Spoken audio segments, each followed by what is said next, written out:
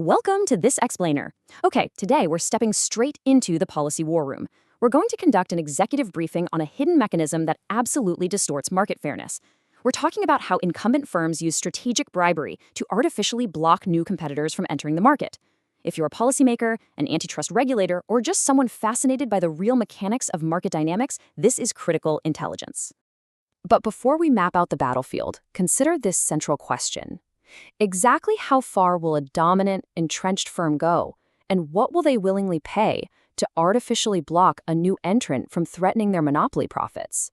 You know, we often think of market competition as a fair, open race. But what actually happens when the reigning champion can simply bribe the officials to put hurdles directly in the challenger's lane?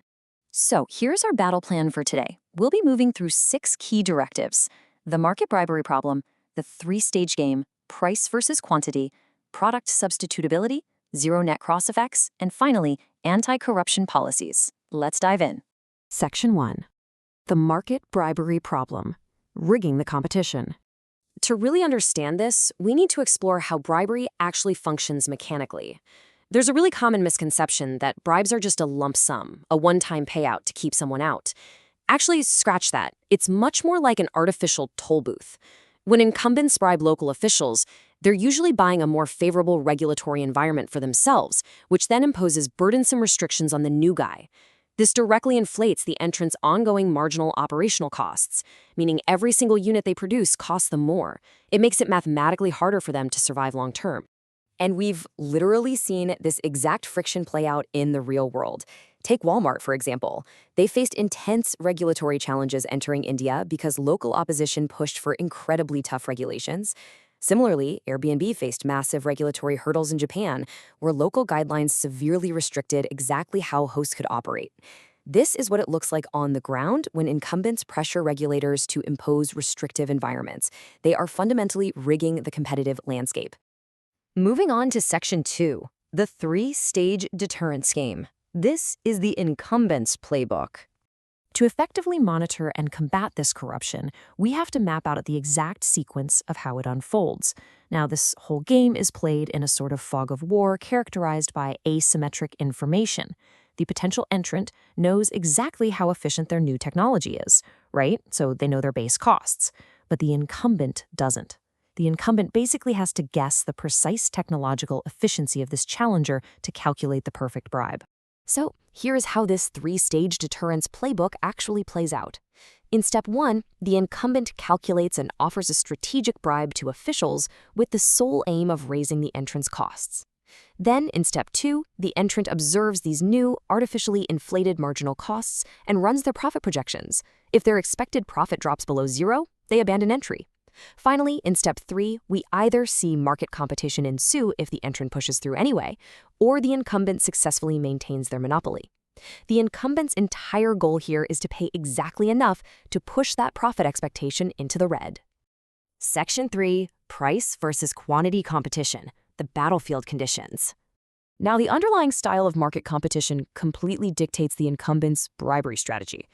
When regulators are evaluating markets, they have to distinguish between 2 primary competitive models. The first is Bertrand competition. This is where firms compete fiercely, directly on price. Think of retail or telecommunications. If you drop your price, you steal the market. This fierce price undercutting erodes profits very quickly. The second model is Cournot competition, where firms compete based on the quantity of goods they produce. This generally allows for softer competition and much higher, sustained profit margins for everyone involved. And the data brilliantly illustrates exactly why that distinction matters so much. When you map out the optimal bribe levels for these 2 models, a wild pattern emerges. As goods become closer substitutes, the optimal bribe in a price-competing Bertrand market drops sharply. Why? Well, because under fierce price competition with highly substitutable goods, the incumbent knows their potential profits are going to collapse in a price war anyway. So it's simply no longer worth paying a massive bribe to keep the entrant out. The profits just aren't there to protect anymore. Right. Section 4, substitutes, complements, and bribes. Shifting incentives. So we just looked at substitutes, but what if the new entrant is bringing a complementary product to the market? This is absolutely crucial, and the logic here completely flips. We established that for substitute goods, Cournot incumbents pay higher bribes to maintain persistent barriers, while Bertrand incumbents drop their bribes. But if the goods are complementary, say hardware and software, a price-competing Bertrand incumbent will actually pay a higher bribe to maintain absolute control over their pricing power. In contrast, a Cournot incumbent will tolerate the entry and pay a lower bribe. That's because the complementary good actually boosts their overall demand without triggering a fatal price war. Let's move to Section 5, Zero Net Cross Effects, the competitive paradox. We really need to demystify a fascinating market paradox that emerges mathematically as price competition intensifies. Think of this concept like a giant teeter-totter. In highly competitive markets, firms completely lose their ability to raise prices simply because market demand is high. Their pricing sensitivity shifts completely away from market size. Instead, because those profit margins are so razor-thin, they become ultra-sensitive to cost shocks. If their costs go up even a tiny bit, they have absolutely no choice but to immediately pass that cost directly onto the consumer just to survive. When you track these sensitivities side by side, they perfectly mirror each other. The firm's losing its ability to price based on demand as competition increases, but that is perfectly offset by the firm's increasing desperation to pass costs through to the consumer. This isn't just a theory. This proves mathematically that any bribe that artificially inflates an entrant's marginal costs in a competitive market will inevitably and directly be passed on to the consumer in the form of higher prices. Essentially, bribery acts as a direct, hidden tax on the public.